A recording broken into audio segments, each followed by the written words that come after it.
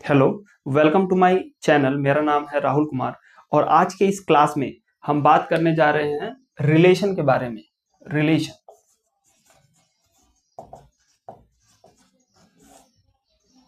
पिछली क्लास में हमने डिस्कस किया था ऑर्डर्ड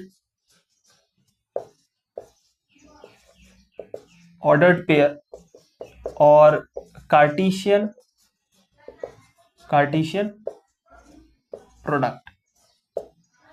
प्रोडक्ट।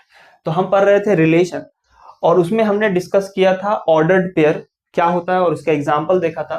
साथ में हमने ये भी देखा था कि कार्टेशियन प्रोडक्ट क्या होता है और उसका एग्जाम्पल भी देखा था। और आज के इस क्लास में हम चलते हैं डेफिनेशन ऑफ रिलेशन पे। Definition of relation definition of relation definition of relation के बाद हम डिस्कस करेंगे टोटल नंबर ऑफ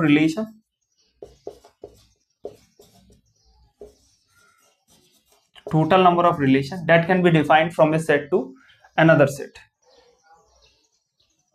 और उसके बाद हम डिस्कस करेंगे domain n and range of a relation के बारे में। और उसके बाद हम डिस्कस करेंगे रिलेशन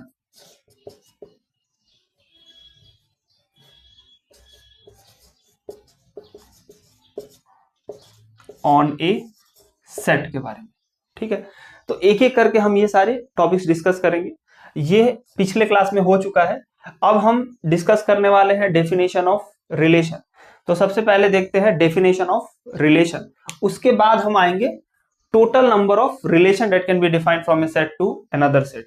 तो आज के इस क्लास में हम पहले डिस्कस करेंगे डेफिनेशन ऑफ रिलेशन और उसके बाद टोटल नंबर ऑफ रिलेशन, और उसके नेक्स्ट क्लास में हम डिस्कस करेंगे domain and range of a relation and relation on A set के बारे में। ठीक है, तो चलिए स्टार्ट करते हैं।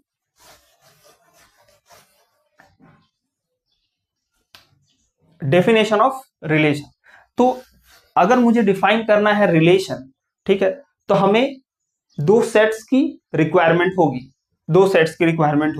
तो सबसे पहले हम कंसीडर करेंगे let A and B be two non empty sets. A और बी दो नॉन एम्प्टी सेट है। देन द रिलेशन आर, हम रिलेशन को आर से डिनोट कर रहे हैं और रिलेशन ए से बी को रिलेशन है। तो ए से बी को जो रिलेशन होगा it is a subset of A cross B. ठीक है, तो अगर हमारे पास दो नॉन एम्प्टी सेट हैं और हमें एक रिलेशन डिफाइन करना है ए से बी को, तो उस केस में जो भी सबसेट होगा ए क्रॉस बी के, वे सारे क्या होंगे? रिलेशन होंगे फ्रॉम ए टू बी। जैसे बोलने का मतलब ये कि अगर R from A to B is ए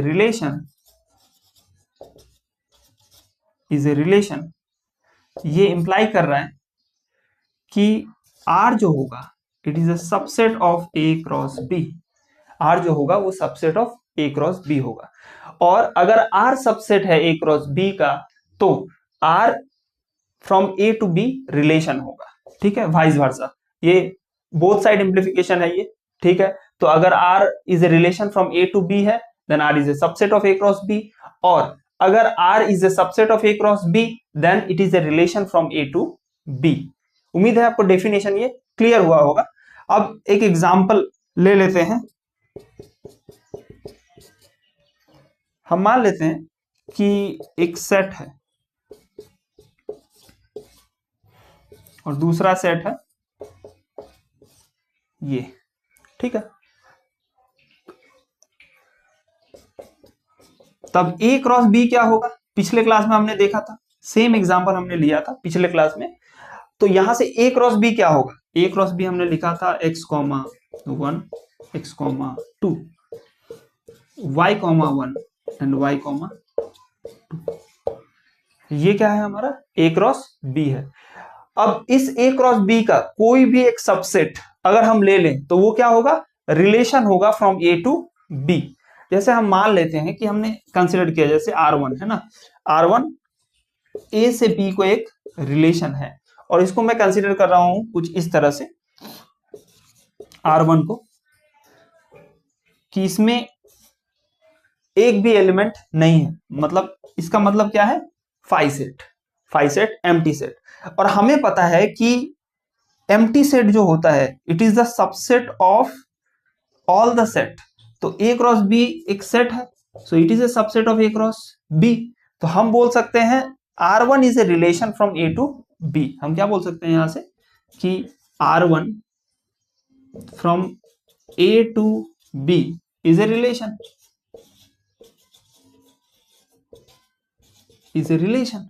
ठीक है, तो R1 क्या होगा, एक रिलेशन होगा। सिमिलरली हम R2 भी कंसिडर कर सकते हैं A से B को। ठीक है, R2 में मान लू इसमें का कोई भी एक एलिमेंट ले लेता हूं, जैसे x1, 1। So it is also a subset of A cross B। A cross B का ये भी सबसेट है, तो ये भी एक रिलेशन है। R2 from A to B क्या है, एक रिलेशन है। ठीक है, तो ये क्या होगा, दो एग्जांपल्स हो गए, that is a relation from A to B। So अगर रिलेशन होना है, किसी भी सेट को अगर रिलेशन होना है तो it has to be a subset of A cross B। A cross B का क्या होना पड़ेगा, सबसेट होना पड़ेगा। और इसको एक्सटेंड कर लेते हैं, तो ऐसे बहुत सारे सबसेट आएंगे, जैसे सिंगलटन सेट है, ये रिलेशन है। तो इस केस में हम x1 1 x और x1 लिया है हमने, इसके जगह हम क्या लिख सकते थे, x x2 भी लिख सकते थे। ऐसे बहुत सारे सेट बनेंगे। ठीक है, अब आगे देख लेते हैं, और एग्जांपल हम कंसीडर कर लेते हैं A टू B पे, इसी एग्जांपल पे।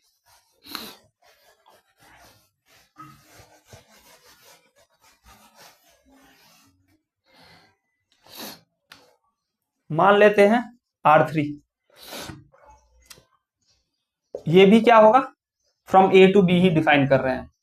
तो मान लेते हैं इसमें ये एक सेट, तो ये भी क्या होगा, it is also a subset of A cross B। तो ये भी एक एग्जांपल हो गया। R4 मान लेते हैं, इसमें 3 एलिमेंट कंसीडर कर लेते हैं,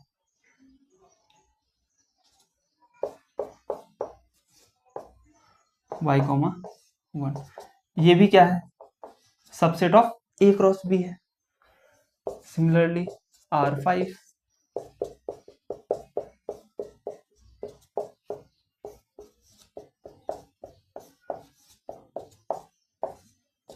ये भी subset of A cross B है। तो ये जितने भी एग्जांपल्स हमने लिए हैं, R1, R2, R3, R4 और R5, ये सारे क्या है, सबसेट है A क्रॉस B के, इसलिए ये सारे रिलेशंस है। R1, R2 and R3, R4 and R5 ये सारे रिलेशन हैं from A to B। A से B को ये सारे क्या होंगे, रिलेशन फॉर्म करेंगे। क्लियर है। इसके बाद अब क्या है कि इस टाइप के सबसेट, इसमें एम्प्टी सबसेट है, ये एम्प्टी सबसेट, तो ये कितने आएंगे, एम्प्टी सबसेट कितने आते हैं, जो पहला टाइप है ये कितना आएगा, total element A cross B में कितने हैं, टोटल एलिमेंट 4 है। तो 4 में से हमने क्या सिलेक्ट किया, यहां पर ये एम्प्टी सेट है, मींस 0 एलिमेंट सिलेक्ट किए। तो ऐसे सबसेट्स कितने आएंगे A क्रॉस B के लिए, ऐसे सबसेट्स कितने आएंगे, केवल एक आएगा, दैट इज 4C0, ये 1 होता है। परम्यूटेशन और कॉम्बिनेशन चैप्टर से ये हो रहा है। अब मान लीजिए ये एक सिंगलटन सेट है, तो हमने क्या किया, इन 4 एलिमेंट से हमने एक एलिमेंट सिलेक्ट किया, तो इस टाइप के रिलेशंस कितने आएंगे टोटल, इस टाइप के रिलेशंस कितने आएंगे, 4C1 आएगा, क्योंकि 4 एलिमेंट से हमने कितना सिलेक्ट किया है, 1। तो ऐसे कितने सबसेट्स बनेंगे, या ऐसे कितने रिलेशन बनेंगे, 4C1 बनेंगे। सिमिलरली इस टाइप के कितने रिलेशन बनेंगे, 4C2, इस टाइप के 4C3, क्योंकि 3 एलिमेंट्स यहाँ यूज हो रहा है, यहाँ 2 एलिमेंट्स यूज हो रहा है और यहाँ पर 4 के 4 एलिमेंट यूज हो रहे हैं A क्रॉस B के, तो 4C4 बनेगा। ठीक है, तो यहां से हमने काउंट कर लिया total number of relation that can be defined from A to B, means total possible subsets of A cross B कितने होंगे। ठीक है, तो अगर हम सबका सम कर दें दैट इज 4C0 पहला, उसके बाद 4C1, उसके बाद 4C2, 4C3, 4C4। तो आपको बाइनोमियल से हमने पता है कि sum of all the binomial coefficients ये 4 से स्टार्ट हो रहा है, दैट इज 0 से स्टार्ट हो रहा है और ये 4 तक जा रहा है, तो ये कितना होगा टोटल 2 to the power 4, मतलब टोटल कितने रिलेशंस होंगे from A to B, total number of relation from A to B वो कितने होंगे 16 होंगे। ठीक है, इस एग्जांपल्स के केस में 16 रिलेशंस आएंगे। ठीक है, जो हम डिफाइन कर सकते हैं A से B को। ठीक है, उम्मीद है आपको ये एग्जांपल समझ में आया होगा। अब हम आगे बढ़ते हैं और बात करते हैं total number of relation that can be defined from a set to another set.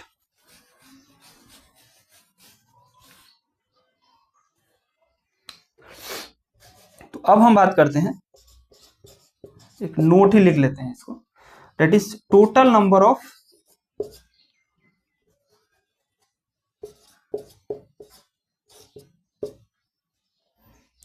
Relation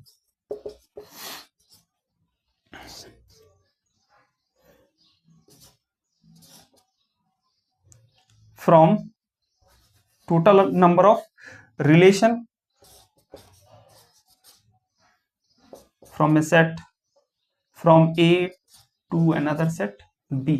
मान लीजिए हमें टोटल नंबर ऑफ रिलेशन निकालना है, कहां से कहां को, A से B को, टोटल नंबर ऑफ रिलेशंस कितने होंगे, टोटल नंबर ऑफ रिलेशंस, तो यहां से total number of relations from A to B उतने ही होंगे जितने A क्रॉस B के क्या होंगे, सबसेट्स होंगे, क्योंकि कोई भी रिलेशन जो A से B को है वो क्या है, सबसेट है। अगर हम मान लेते हैं यहां पर कि R is a subset of A cross B, तो जितने सबसेट्स मिलेंगे A क्रॉस B के उतने ही क्या होंगे, रिलेशंस होंगे फ्रॉम A टू B, उतने ही रिलेशंस हमें मिलेंगे, हमें पता है ये। तो उस प्रॉपर्टी से हम क्या लिख सकते हैं, उस मतलब रिजल्ट से हम लिख सकते हैं कि total number of relation from A to B is the total number of subsets of A cross B, A cross B के जितने सबसेट्स होंगे उतने ही रिलेशंस होंगे फ्रॉम A टू B। तो अब इसके बाद total number of subsets of A cross B कितने हो सकते हैं, total number of subsets of A cross B, तो हमें पता है कि टोटल नंबर ऑफ सबसेट्स, सो हम ऐसे कंसिडर कर सकते हैं कि number of element in the power set of A cross B, क्योंकि the collection of all the subsets of a set is called as the power set, और power set में जितने एलिमेंट्स होंगे उतने ही क्या होगा, उतने ही रिलेशंस डिफाइन होंगे फ्रॉम A टू B, और हमें पता है कि number of element in the power set of A कितना होता है, 2 to the power number of element in the set, number of element in the set. तो यहां से आ गया हमारा 2, हमें पता है number of element in A cross B is equal to number of element in A into number of element in B। तो ये हो जाएगा हमारा formula, that is a total number of relation that can be defined from a non-empty finite set A to a non-empty finite set B. It will be equal to 2 to the power number of element in A into number of element in B। उम्मीद है आपको ये समझ में आया होगा कि जो भी रिलेशन होता है वो हमेशा सबसेट होता है A क्रॉस B का, इसलिए उसी का यूज करके हमने ये फॉर्मूला निकाला है। ठीक है, अब इस पर एक एग्जाम्पल देख लेते हैं ताकि और भी अच्छे से ये समझ में आ जाए हमें। ठीक है,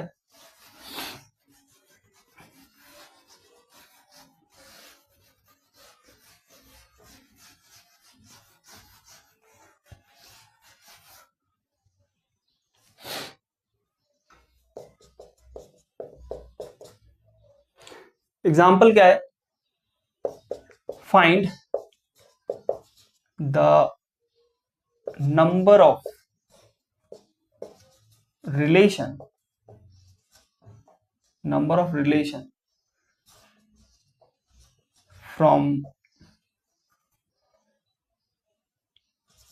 from a set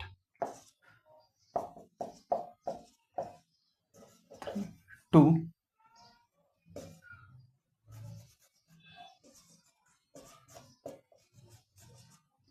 another set, say A comma B. Find the number of relation from a set this to the set this. ठीक है, मतलब इस सेट से इस सेट को कितने रिलेशंस टोटल मिलेंगे हमें।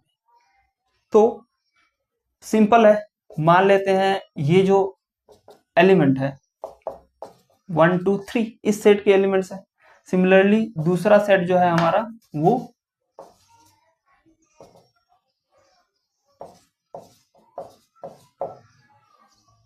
A कॉमा B है। अब total number of relations from A to B हमें क्या निकालना है, एक रिलेशन है कहां से कहां, A से B को रिलेशन है, और हमें पता है कि अगर R is a relation from A to B है तो यहां से क्या पता है कि R is a subset of A cross B का सबसेट है। तो यहां से हम ये लिख सकते हैं कि जो टोटल नंबर ऑफ रिलेशन